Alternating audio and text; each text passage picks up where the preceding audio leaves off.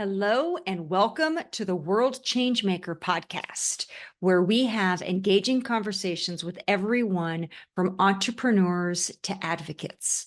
I'm your host, Cinnamon Alvarez. Be ready to get inspired because our guest today is going to share their story, insights, and golden nuggets with us about how they're making a meaningful difference in people's lives and in our communities. If you like what you hear today, subscribe on your favorite podcast platform. And while you're there, leave us a review. Hello, and welcome to another episode of the World Changemaker podcast, where I am your host, Cinnamon Alvarez. I, along with our guests, strive to spark that inspiration in you to raise your impact in the world. And today I am excited because I have Alex Friedman. A lot of times we have entrepreneurs. Well, Alex is a public defender attorney, correct, Alex? Yes. And so what I really want to emphasize here is about my personal passion is that all work ideally is about making a difference in the world. And there are so many different ways to be able to do that. And so, Alex, thank you for being our guest because you have a job that you say you love and that I think some people would be absolutely terrified to do. And it just really makes a difference in the world. So do you mind, in your own words, I want to hear both about your work you do and why and how you got into this line of work. Absolutely. Yeah. First, thank you so much for having me here. Yeah, of course. Yeah. So how I ended up here, I guess it would kind of have to do with maybe why I wanted to go to law school to begin with. It is a big part of it. Back around 2004, I was out of high school and I was taking any job I could get. I didn't go straight into college, and it was pretty hard. And I was, just barely scraping by. And I remember going into my work to collect my paycheck because I had rent coming up. I needed to make my rent. And my boss literally ran out of the back door with my paycheck when I went to collect it. And that had never happened to me before. And I wasn't quite sure what to do. And, I called my best friend at the time and explained to her what happened. I mean, I couldn't believe it. And she's like, well, my dad coaches a basketball team. And one of the parents on the basketball team, he's a lawyer. He's really cool. Maybe I could see if I could put you in touch with him. Maybe he can help you out. And I didn't know any lawyers. So I was like, wow, that would be awesome if he'd be willing to do that. In my mind, lawyers were really, really busy people. And so, if they could just make a minute or two to talk to me, that would be great. So sure enough, she set it up. He called me and asked, what he could do to help. And so I explained to him, the situation in maybe about 45 seconds. And then in the next 15 seconds, he was able to explain to me exactly what to say, an agency to reach out to contact if I needed further help. And he offered to make himself available if I had any other questions.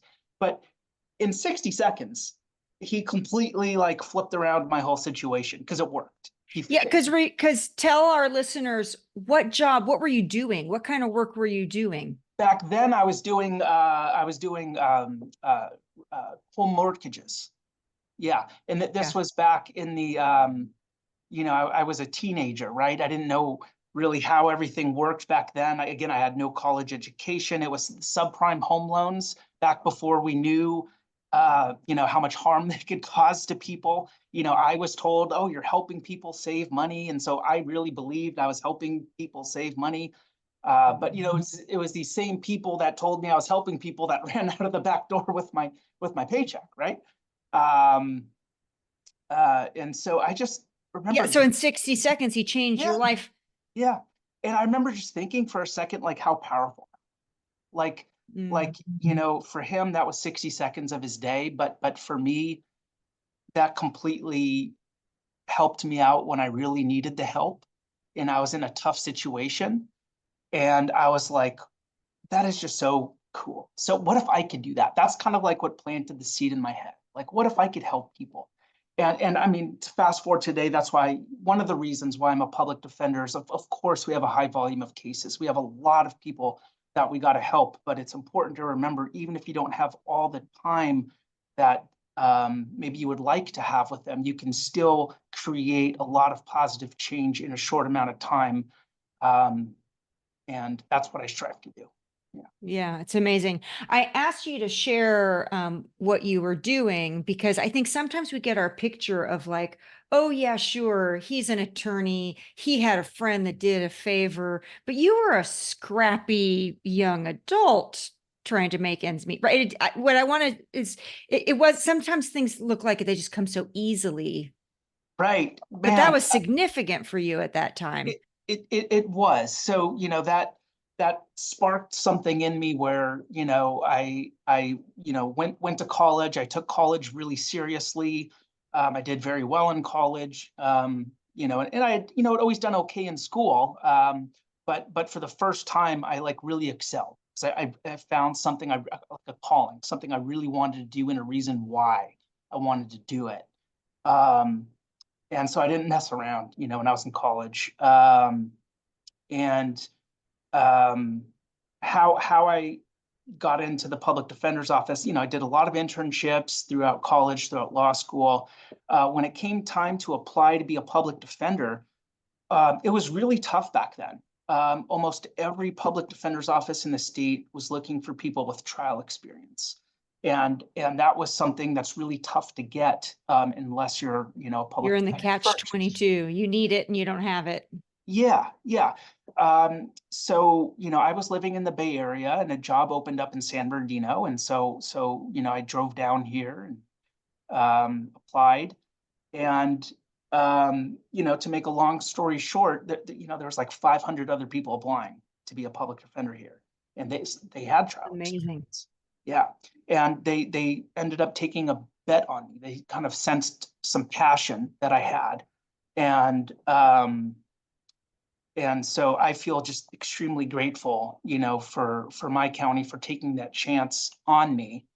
It definitely creates like a sense of loyalty and, a sense that, okay, again, I'm in a situation where I have to prove myself. Like, there's other attorneys that had all these trial experience. They're taking a chance on me. I had no trial experience. So again, it was just like, when I hit the ground running in college, same thing. When I got hired here, moved down here, I didn't know really where San Bernardino County was. I had to, really Google it. And, I said, put me anywhere you want. I'll do whatever needs to be done. And, I just instantly fell in love with it. Yeah. And tell everybody when I met you, what about your work is the most rewarding? Who do you serve? Who do you Yeah. like to work with? So I did, a trial, a stint in trials for, maybe like 5 years or something like that.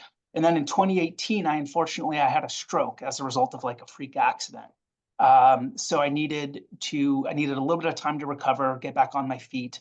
During that time, I couldn't continue to do trial work. And this was right around 2018 when a law came out, a mental health diversion law in California. And so my office was like, perfect. Why don't you figure out, how this law works? And I started working with the Department of Behavioral Health around the time in 2018, and together we came up with this program on how to get this law implemented in our county. And and fast forward to today, it's this really successful program. It's won a lot of rewards and got a lot of recognition. But it focuses on helping the people in our criminal justice system who suffer from a mental health condition, a substance use disorder. Oftentimes it's both. Both. And that's one thing that makes mental health diversion very unique is it can treat and target both of, that's, we refer to them as they have a dual diagnosis if they have an underlying mental health condition and a substance use disorder. It's right around 2/3 of our clients have. Yeah, I think a lot of people might not know about me, but I lost my brother a couple of years ago, but he more than dual diagnosis. Yeah. Paranoid schizophrenic, bipolar, definitely drug, definitely on the streets. Like it's a tough life to serve. But because I could talk about that all day long, but I want to rewind a little bit because I do think that, and tell me if you think I'm wrong. Maybe I just have a limited focus, but I think a lot of our younger adults have a disconnect and don't have that passion, right? You said that they took a gamble and you had the passion and you're in the job, but I think sometimes people just think of work as a means to a paycheck.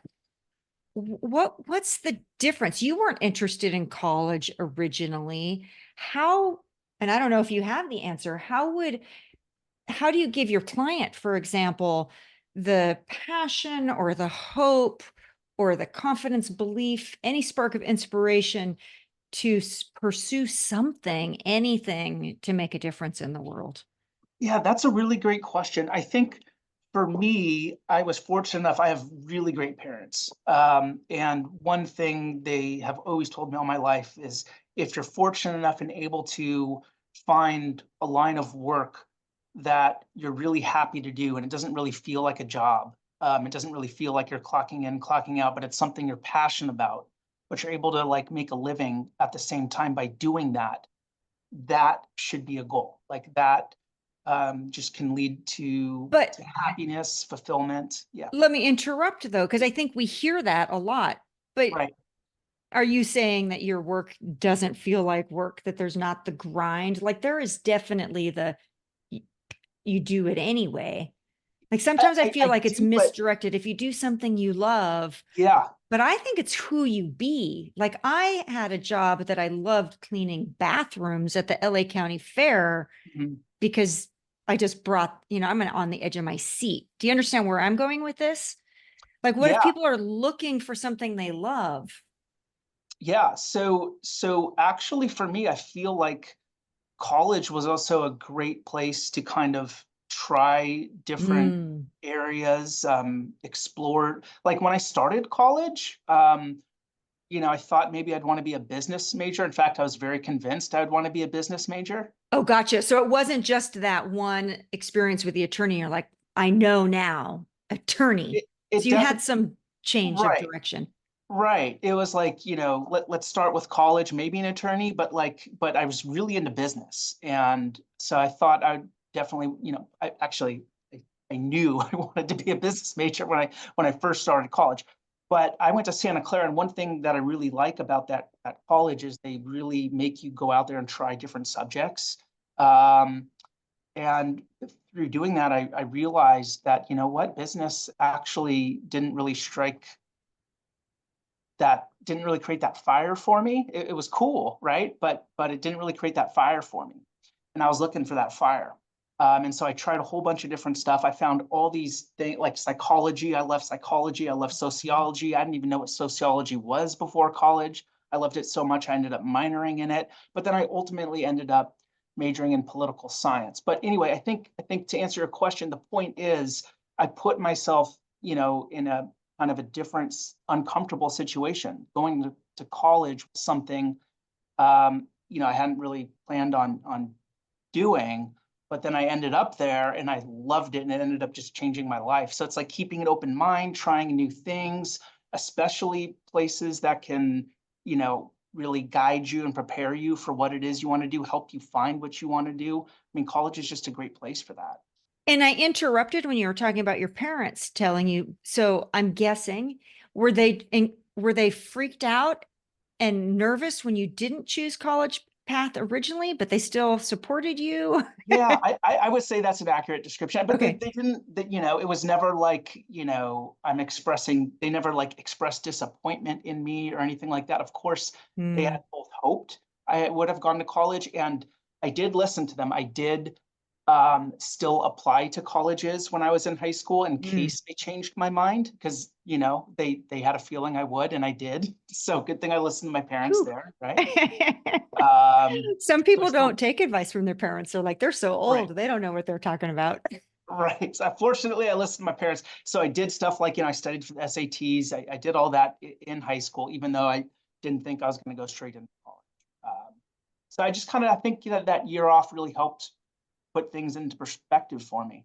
Yeah. Yeah. And it was difficult. Yes. More difficult than you once thought that year. Totally, totally difficult. I mean, just um, back then it was just really hard to find job. Like they didn't have Uber, they didn't have Lyft, they didn't have all these things you can kind of do now just to make a paycheck, right? It's like you actually had to like go into Craigslist or go to apply places in person. And it was tough. It was hard. Yeah. So tell me one thing that you learned from that year of tough work before you found the passion that it was transferable, that you still use a lesson learned that you still use today. Totally. So back then, the only kinds of jobs I was able to get without a college education were sales jobs and kind of manual labor construction type jobs. So I did learn a lot from both of those. I would say from the sales jobs, like it's just great communication skills, people skills.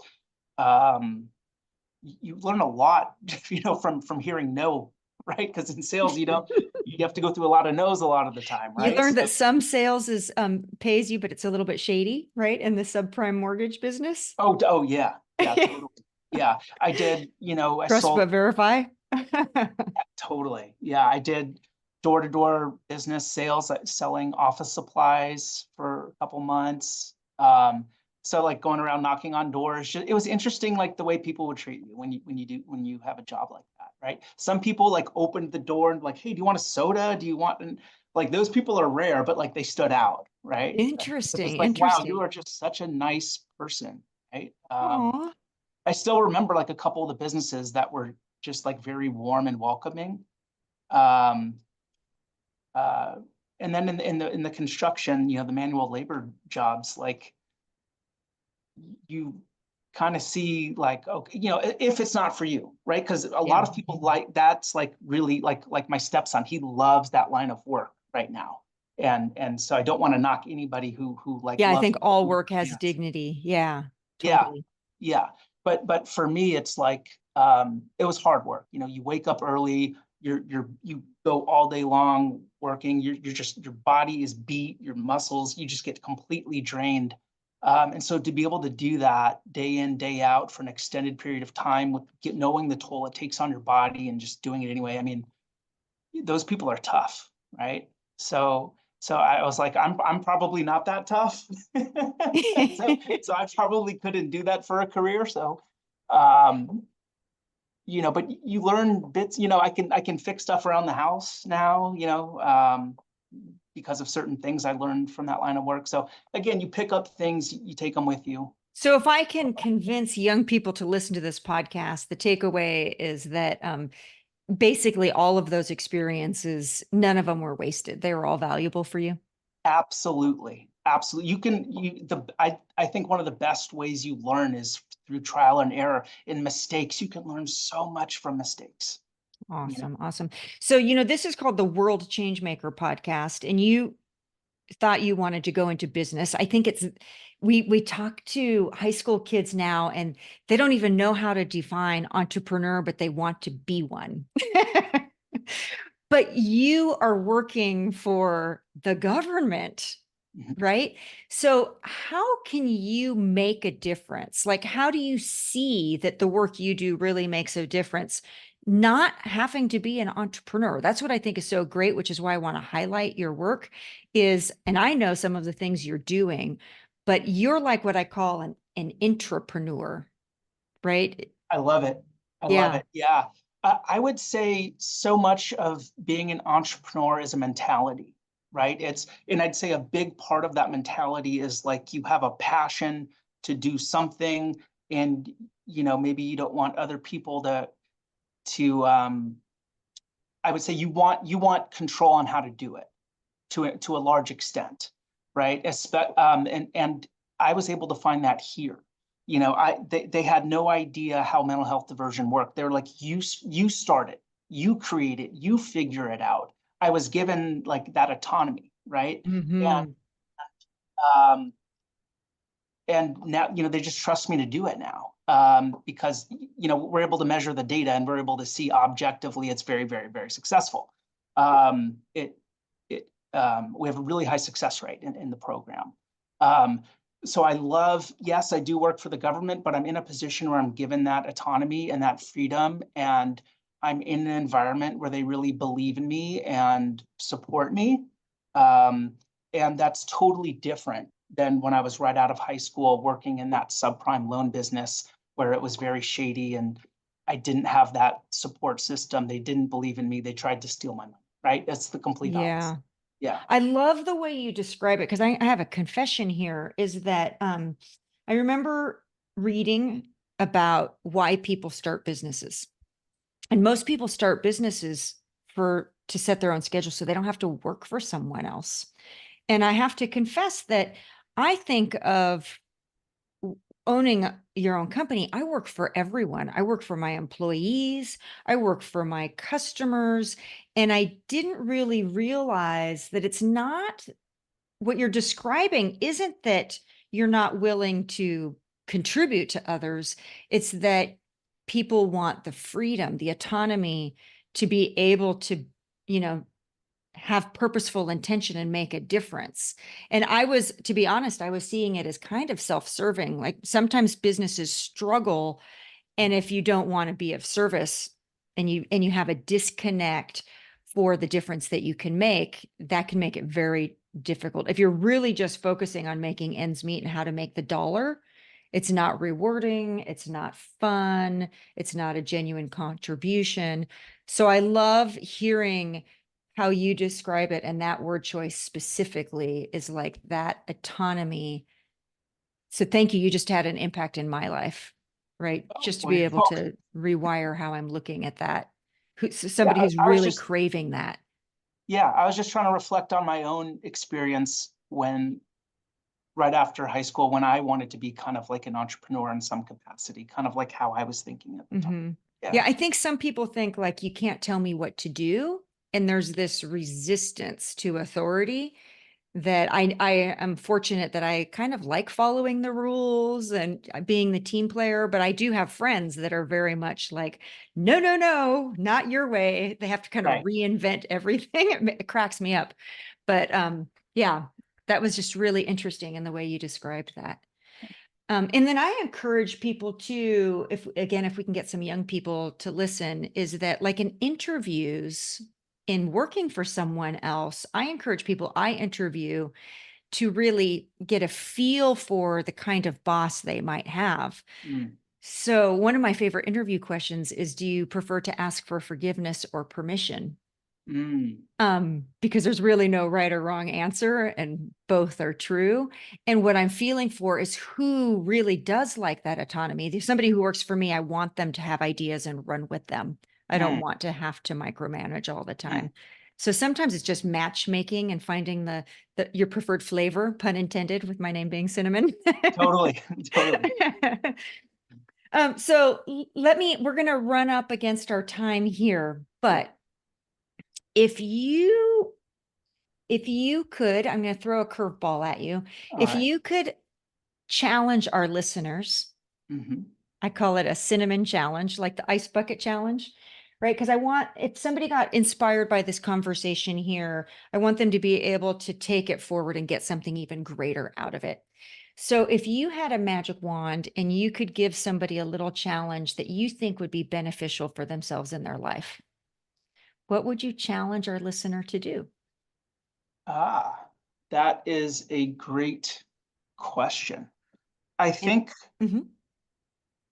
And you can think about it if you want to. yeah, Mm. yeah. Sometimes it can be really hard to think ahead in the future and kind of visualize how you see yourself. Like how do you want to be living your life in the future?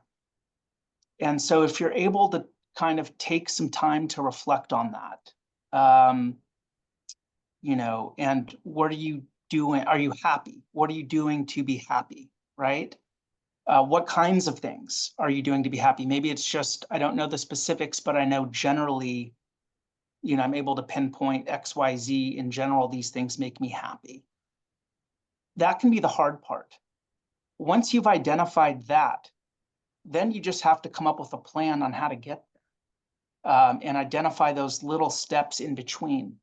For me, it was, that conversation with the attorney that changed, my perspective. And then I was able to like change my course. Instead of not going to college, I went to college, right? So I figured out what would make me happy, and then what did I need to do to get there. And so, I think listeners can do the same thing if they're in a position where they're still searching for what's going to make them happy in Or life. searching again. Yeah. Sometimes we get in a rut.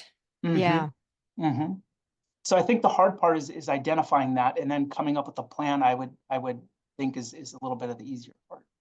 Yeah, I like to tell people too that because it's sometimes it's easier to identify what makes us unhappy, Mm-hmm. not what makes us happy. And I know I'm guilty of in the past turning my whole life upside down, thinking I needed to change it. So I want to just remind people is that sometimes it's a very microfine adjustment, right? You could do a slight course correction, or you could do something completely brand new, like registering yourself in college or changing careers or starting businesses. I like all of those things.